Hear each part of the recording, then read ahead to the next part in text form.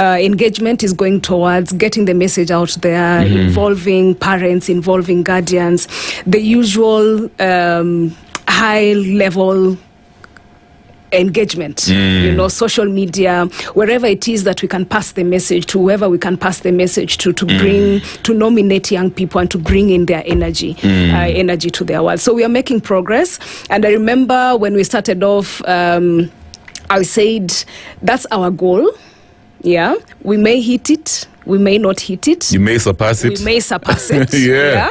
Being the first event of its kind. Correct. And so we are looking at meeting as many, reaching as many young people as possible with the message. Yeah. And so it's we are counting towards that. Yeah, you also talked about, speaking of messaging, the whole partnership thing. Yes. You're looking out to brands, organizations, institutions. So how does this partnership look like? What do you foresee? We are looking at, because remember how we started off, it's about investing in the person of the teenager. Correct. Investing in that young lady, investing in that young man. So it's a holistic development of the young person. Yeah. So of course then at the outset there's the in-kind support. You have individuals who we've been reaching out to them to come on board for in-kind support. If you are going to hold the event, we need venues. If you are going to, if you have a studio, photography studio, helping us highlight the stories of these young people, photography for them, wardrobe for them, those are the in-kind support that not necessarily require money. Yeah. The second part now is the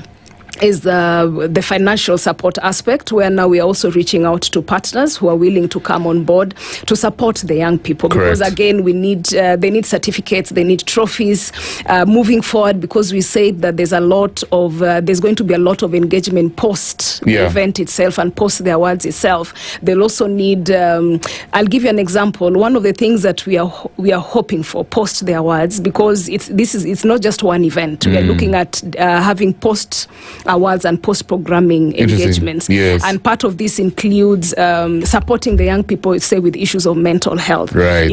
And that is, again, a gap that teenagers are also experiencing. Yeah. Where is it that I can go for services when I need healthcare services, when I need mental health services? I love it. Yeah. So, and of course, not everyone is going to do this for you for free, just because it's Teendom Awards. Getting a therapist, say, for example, will require some resources to go into it. So if we can have partners who can then come on board to help finance some of these post-award engagements, then it will be a great thing. I can imagine.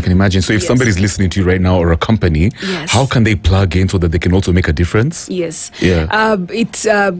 You can support a category. Yeah. You can choose to support a category, because we have about 10 categories that we are looking into. Yeah. You can choose to sponsor a teen. You can choose to support the event. You can then choose also to support the post-event programming. And please reach out. You can go to our website, www.teendom.africa, and also reach out through info@teendom.africa on the partnership details. Good stuff. We're so looking forward to partnering with as many brands and institutions as possible. I love it. So where do you see Teendom Awards headed towards in the next, let's say, 5 years, right? What sort of impact do you think it's going to have nationally, or even maybe join some sort of Pan-African movement, having impact across the continent? Is that what do you see happening? I see it big.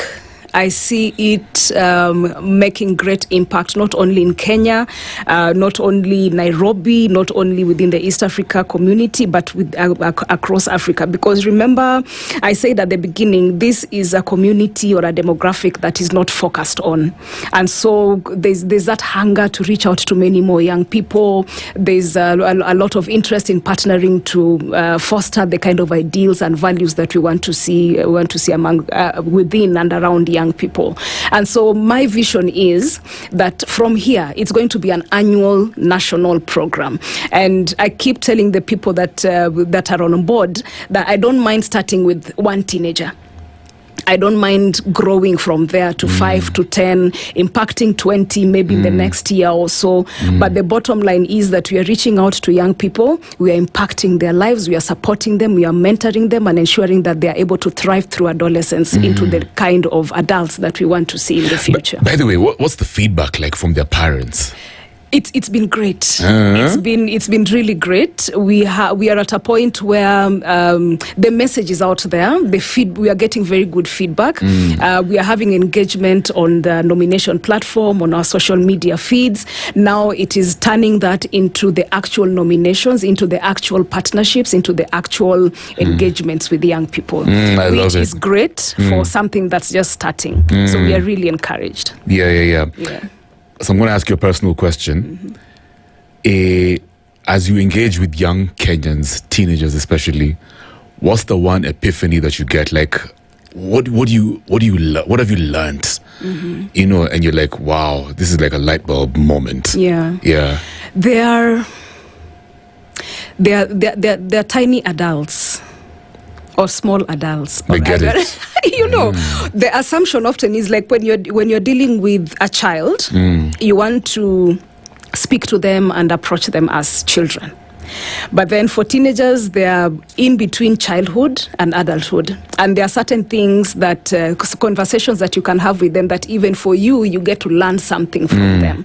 So most times the mistake that we make as adults and the mistake that we make as a community and a society is that we want to continue engaging with them and talking to them as children. And they are not. They are actually adults in a body that's growing into adulthood. Yeah, it's true. We are growing into adulthood. So even for me, that required a change of mindset in how I talked to them, in how I engaged with them, in the kind of conversations I had with them, so that you're not talking to them in baby voices. That's interesting. I love that. Yeah. You're not talking to them in baby voices. You change your tone. Yes, you change your tone and you treat them with the respect that they deserve at this stage in their lives. Yeah, I like that. Yeah. So, is there a teenager maybe that has inspired you? A famous teenager that we know of? It doesn't have to be a Kenyan. And you're like, oh my God, this is amazing. Like, you really changed my life. In fact, they maybe inspire you to do what you do even more and more. Can you believe you've asked me that question and then I've gone blank? But I know her name. Yeah. The young lady who was up doing climate change. I know. Okay. I know. It's disappeared. Yeah, she's got a hard name. Let me find her name. Yes. Yeah. It's interesting, yeah. Yeah, so I look at her and you read her story. Yeah. You follow what she does on social media and even mainstream media. And this is not to downplay what she has done in any way. But the question I asked myself... Yeah, Greta Thunberg. Yes, that one. Yeah. And the question I ask myself often is that how many of her do we have within the African continent? I know. How many of her do we have in Kenya? How many of her do we have in Nairobi? Yeah. And of this number, what can we do to have many more Gretas within our territories? And imagine the kind of impact if we had many more of her across the world. Exactly. What that will do for our society, what that will do for our countries, what that will do even for our own continent. So looking at her and the many other teenagers who've also come up, because we have those who are excelling in academics, we have those who are excelling in sports, we have those who are excelling in innovation, you know. So why is it that we cannot see that now, give them the support they need now, as opposed to waiting to when they're 25 or 30? Correct. That's when now we are creating the structures and systems to give them the support they need, while a lot of time will have passed that they could have done even more amazing things with what they had and within their areas of influence. I'm going to ask you a political question. Do you think this government cares for its teenagers, its youth? Yes, it does. Yeah. Yes, it does care for it does care for its youth, and it does care for its young people. Yeah. And just like we started off, we said that there are things that are happening that are not right. Right. We can all agree. But then there are also things that are happening that are right. Okay. Yeah, that young people then can plug into and contribute towards the development of the country. We have, from a legal perspective and even a policy perspective, we have the National Youth Policy, which then now is intended to provide frameworks where young people can engage, creating platforms for them to engage. We have, there's a lot of investments that are going on within the digital economy and the digital space, coming up with frameworks to ensure that our young people, one, they have internet, two, they have the skills, three, they have the frameworks that they need then to enhance their engagements within the digital platform. There are others that job creation as well. It might not be to the scale that we expect given the high levels of unemployment that we are seeing, but there are things that are happening. The question then will then be, how is it that the private sector, how is it that the communities, how is it that parents and guardians are helping young people plug into these opportunities? And even for the young people themselves, are they going out to look for information? Are they going out to find opportunities to be engaged? Because again, remember, governments come and go. The country stays. You as an individual, you continue to grow and time passes by. What is it that you look back 10 years, regardless of what you feel about the current government? What is it that you look back and say, I did this for my country? Like Ibaki said. Yes, at this particular time. I love it. Yeah, so you've been very resourceful. What advice would you give to a 16-year-old, 15, 17-year-old? You know, they're almost getting into that adult stage. They're listening to you, but they're feeling very disgruntled. They're feeling like, oh my God, wow, okay, I have talent, I just can't pursue it. You know, we're broke. You know, mom's sick. You know, there's issues going on in different families, I guess, and individual lives of younger Kenyans. What would you tell them? I'll tell them it's not going to get any easier. Life as you grow older, as you continue to do life, you are still going to face difficulties, but they're just going to be in a different form or in a different level. What perhaps can ground you, you need to find your grounding, you need to find yourself, you need to find those things and those people that then become your support structure.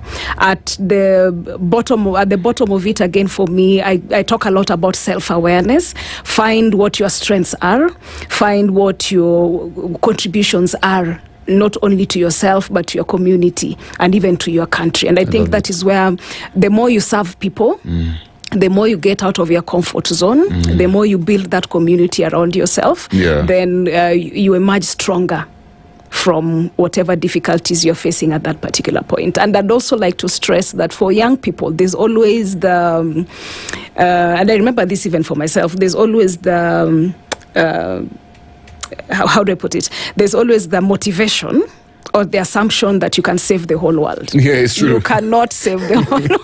Yeah, wow. You cannot save the whole world. And find within your space, find that which is within your control. What's around you? What you're able, what you're able to, what you're able to influence positively. And then it is this influence and creating that community. If each of you are able to do whatever it is that you're doing exemplarily, then all that combines and translates into that big change that you want to see, as opposed to wanting it to be outside in and not inside out. I hope that's making sense. No, you make a lot of sense. Good stuff. As we wrap up, what's the nomination process like? The voting process? Yes, the nomination process. The nominations are currently open. Go to www.teendom.africa. Click on the Nominate Now button. There's a form you need to fill that you're going to fill in the nominee details. You're going to fill in you're going to also include supporting material, whatever supporting material they need. Consent from parents, because again, remember, we are dealing with minors, we are dealing with children, and you can always submit. It's open to teenagers between the ages of 13 to 19 who are doing exemplary things within sports. You'll see all those categories that we have. If you know a young person, if you're a parent and you have a teen in the house, if you're a teacher and you know a teen who's doing great things, if you're within church or sports, whatever environment where you are engaging with young people and you know that there's a teenager who deserves to be celebrated and recognized, go to our website and nominate them, and let's celebrate them. Let's create a culture where we recognize them, we see them, and we give them the honor that they deserve. I'm gonna be real, man. Me, I've been out here for some time, and Kenyan youth have so much talent. They're very resourceful and they're very diverse, and they they have so much energy as well. Exactly. So we need to channel that energy Before for life, you know what I mean? That's life. Exactly. Yeah. So thank you so much for coming through. What's your contact information in case somebody wants to partner with you? Yes. Yeah. If it's social media, you can reach me on social media. It's Sandra Ocholla crossboard, and you can also send us an email to info@teendom.africa. Good job, Sandra. Thank you so much for coming through. Thank you. It's been Looking real. forward to